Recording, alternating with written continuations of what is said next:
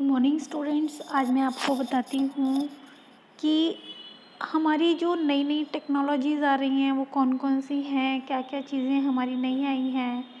तो उससे रिलेटेड आपका चैप्टर भी है इमर्जिंग ट्रेंड्स। तो सबसे पहली बात आपको पता होना चाहिए कि भाई हमारे पास क्या क्या है सीखने के लिए। तो सबसे पहली बात मैं बताती हूँ, इमर्जिंग ट्रेंड्स का मीनिंग क्या है कि कंप्यूटर के अंदर जितना भी हमारा नया नया आविष्कार होता है उस चीज़ को हम बोल देते हैं, क्या बोल देते हैं कि ये हमारी नई चीज़ आई है, तो इसे हम कहते हैं इमर्जिंग ट्रेंड्स की कुछ नया आ गया है, अब इसे हमें सीखना भी है। ठीक है, अब देखिए हमारा कंप्यूटर अब इतना स्मार्ट होता जा रहा है कि ये डिसीज़न भी लेने लगा है। तो जिस नॉलेज को हमारे पास हम पहले अपने दिमाग से यूज़ करते थे और उसके हिसाब से हम अपना काम कंप्यूटर से करवाते थे, तो अब हमारे पास उसके लिए एडवांस स्किल आ गए हैं जिसे हम बोलते हैं एआई।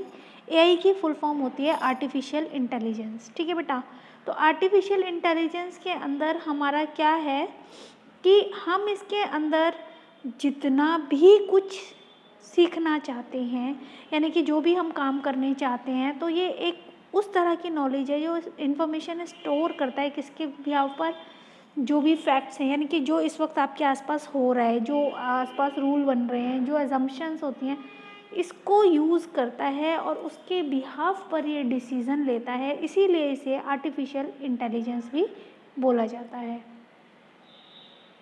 ठीक है, तो आपको समझ में आ गया व्हाट इज़ एआई। अब इसमें हमारे पास मशीन लर्निंग का मतलब क्या होता है कि ये एक वो सिस्टम है जो आपको सभी चीज़ें सीखने के लिए नहीं कहता। मशीन, वो कहते हैं मशीन कर लेगी सब काम, आपको सब कुछ सीखना नहीं है, इसको आपको जस्ट ओवरऑल उसकी नॉलेज लेनी है। ठीक है ना। अब जैसे कि अभी आपको मैंने बताया एआई के बारे में, आपको पता है कि हमारे पास कितने सारे जो पर्सनल असिस्टेंट्स हैं। अब आपने देखा होगा कि हमारी इतने इंटेलिजेंट डिवाइस आ गए हैं, जैसे कि एलेक्सा है, सीरी है, गूगल नाउ है, कोर्टाना है। ये सारे किस तरह की डिवाइसेस हैं, आप लोगों को मालूम है? ये बात नहीं मालूम, मैं आपको बताती हूँ कि ये किस तरह की डिवाइसेस होती हैं। ये वो डिवाइस हैं जिन्हें आप अपनी पर्सनल इंटेंशन बताते हैं कि भाई ये सॉन्ग प्ले करो, या ये सर्च करके दो, या इसकी जानकारी बताओ, उसकी जानकारी बताओ। ये क्या करता है, आपको इंस्टेंटली आपका जो भी आपने इनसे क्वेरी की है, सपोज़ कीजिए आपने बोला कि एक गाना सुनाइए, अब आपने उसने सॉन्ग प्ले कर दिए। अब आपने बोला पंजाबी सॉन्ग चलाइए, तो उसने पंजाबी सॉन्ग्स प्ले करने शुरू कर दिए।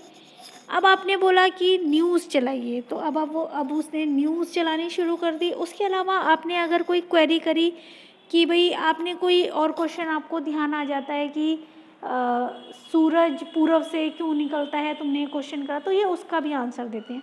तो जो भी आपके क्वेश्चंस हैं वो आपसे इस तरह से बात करता है जैसे कि आपकी एक ह्यूमन से बात हो रही है। रिप्लाई हमेशा देता है, जो भी आप क्वेश्चन करोगे उसी का वो आंसर कर देता है। तो इसको हम बोलते हैं आर्टिफिशियल इंटेलिजेंस। आर्टिफिशियल के इंटेलिजेंस के बाद अब मैं आपको बताती हूँ मशीन लर्निंग। मशीन लर्निंग क्या होती है? ये आर्टिफिशियल इंटेलिजेंस को वर्क कराने वाला वो सिस्टम है जिसके थ्रू ये आर्टिफिशियल इंटेलिजेंस वाला सिस्टम वर्क करता है।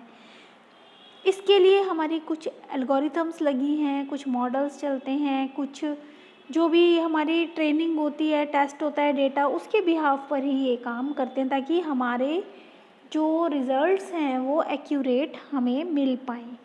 क्योंकि एआई में टोटली मशीन सुन रही है, मशीन ही रिस्पॉन्स कर रही है, उसमें कोई ह्यूमन इंटरवेंशन नहीं होता है। ठीक है, इसके अलावा आता है एनएलपी, नेचुरल लैंग्वेज प्रोसेसिंग। ये क्या होता है? ये एक वो सर्च इंजन है जो आपको, जैसे कि अभी आप देखते भी हैं, जब आप कुछ टाइप करने लगते हैं तो ये अपने आप स्मार्टली लिख देता है। जैसे आपने NAT लिखा तो नेचुरल या इससे रिलेटेड वर्ड्स या नेचर इस तरह के वर्ड्स वो आपको ऑलरेडी दिखा देगा कि आपको जो सूटेबल वर्ड है आप जस्ट उस पर क्लिक कीजिए, आपका वर्ड लिखा गया। तो इसको हम बोलते हैं नेचुरल लैंग्वेज प्रोसेसिंग, ठीक है ना। जब आपको ये अपने आप ही हेल्प देता है, जबकि आप मांगते नहीं हैं, उससे पहले ही अपने आप ही बता देता है कि हाँ भाई अब आप ये लिखने वाले हैं, ठीक है। तो ये आपको क्लियर है। अब मैं आपको बताती हूँ इमर्सिव एक्सपीरियंस का मीनिंग क्या होता है कि जो भी हमारी वीडियोग्राफी है वो 3D होने लग गई है आजकल। बच्चे 3D का मीनिंग क्या होता है कि आप 3 डायमेंशनल व्यू देख सकते हैं किसी भी चीज़ का। जब हम 3 डायमेंशनल व्यू देख पाते हैं तो वो हमारी एक देखने में हमें अलग मज़ा आता है। तो जैसे वीडियो गेम्स होती हैं, वीडियो गेम्स में हमारे को क्या होता है, जो प्लेयर है वो चलता हुआ दिखता है, हम उसको अगर बॉल से हिट करवा रहे हैं तो वो बॉल हिट करते हुए दिखता है, तो हमें वो ये लगता है कि ये हमारी बात के हमारे अकॉर्डिंगली बिल्कुल चल रहा है। तो इसको हम बोलते हैं इमेंसिव एक्सपीरियंसेस, ठीक है। तो जो भी हमारी 3D वीडियोग्राफी वगैरह जो भी है ये सारी हमारी इसी तरह के काम हैं जिसके कारण हम इसको भी यूज़ करते रहते हैं।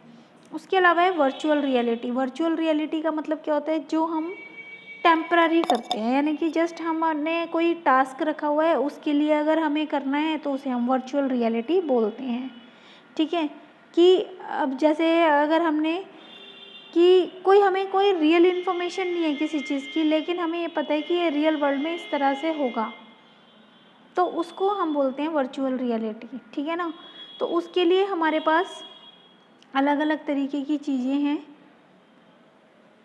तो जिसके थ्रू हम अपना काम कर पाते हैं। जैसे कि अब आपने देखा है कि आजकल हमारे पास कितनी सारी चीज़ें हैं जो हम वर्चुअल रियलिटी के अंदर यूज़ भी करते हैं।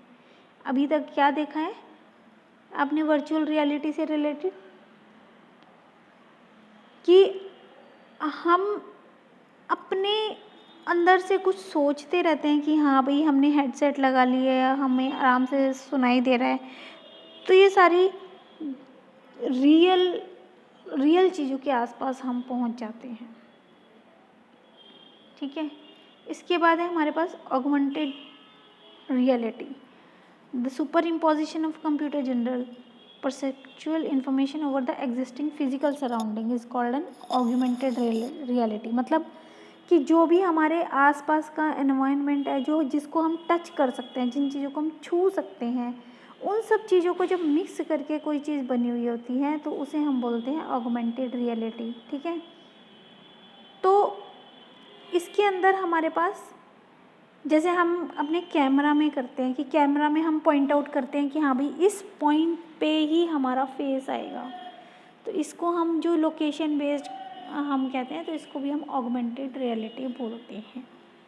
आपने भी देखा है ना, जब हम कैमरे से पिक लेते हैं तो उसमें फेस अपने आप से वो कैप्चर कर लेता है, तो उसी चीज़ को हम ऑगमेंटेड रियलिटी बोलते हैं। अब बात आती है रोबोटिक्स। रोबोट क्या होता है, सबको पता है रोबोट क्या होता है। रोबोट क्या होता है, एक मशीन से चलने वाला मानव को हम रोबोट बोलते हैं।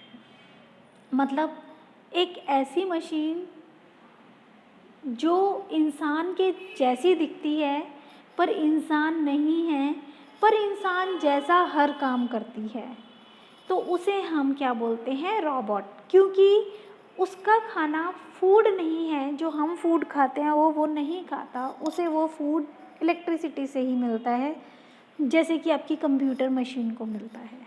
लेकिन हमारी कंप्यूटर की मशीन जो होती है वो दिखने में हमें पता लगती है कि ये कंप्यूटर पे मशीन है और ये हमारे को इस तरह से वर्क करना है। लेकिन रोबोट कैसा दिखता है, बिल्कुल एक इंसान जैसा दिखता है। अगर उसे कपड़े पहना दो तो आप पहचान भी नहीं पाओगे कि रोबोट है या मशीन है, ठीक है ना। तो इसमें आजकल इतना ज़्यादा ये यूज़ होने लग गया है कि आप हर काम अब रोबोट से कराने लगे हैं, क्योंकि ये भी एक मशीन है, मशीन के लिए ज़्यादा अच्छे से काम कर पाती है, तो हम इसी को प्रोग्रामिंग भी करवा देते हैं, इसी को हम इंस्ट्रक्शंस भी दे देते हैं और इसी के थ्रू फिर हम अपना काम सॉल्व करवा लेते हैं, ठीक है ना। तो ये क्या होता है कि जैसे कि नासा में मंगल ग्रह पर जाना था, तो वहाँ पर भी स्टडी के बिहाफ पर पहले रोबोट को ही भेजा गया था, ठीक है ना। तो उसका नाम दिया था सोफिया। तो इस सोफिया को कैसे यूज़ करा था, इसको भेजा गया था मार्स पे और विजुअल डेटा प्रोसेसिंग रखी गई थी, फेशियल रिकॉग्निशन इसकी रखी गई थी कि हाँ, क्योंकि इसमें भी टेक्सचर मैंने आपको पहले ही बताया बिल्कुल एक ह्यूमन का देते हैं। आप इस फिगर के थ्रू आप इसमें देख सकते हैं, आप ये रोबोट है, आपको जो ये वुमेन जैसी दिख रही है, but it is a robot, okay, it is a robot. अब ये अननेम्ड एयरक्राफ्ट है, ये भी एक रोबोट है। बेटा इस तरह की चीज़ें ही होती हैं जो हमें इंटरेक्ट करती हैं, और जो ये हमारा रोबोट है ये हमारा हर तरह का काम आजकल कर रहा है। इसमें हमारा सेंसर लगता है, क्योंकि इसमें हमारे सभी चीज़ें यूज़ होती हैं, जितनी भी हमारी कंप्यूटर से रिलेटेड चीज़ें हैं इसमें हमारी यूज़ होती हैं। तो अब आपको समझ में आ गया होगा रोबोट क्या होता है, क्या क्या काम वो कर सकता है। ठीक है बच्चे, इस वीडियो में मैं भी इतना ही बता रही हूँ। अब आपको इसको ध्यान से पढ़ना और समझना है ताकि आप इसको आसानी से कर पाएँ। क्लियर है बेटा? तो अभी मैं आपको इतना ही बता रही हूँ। Thank you.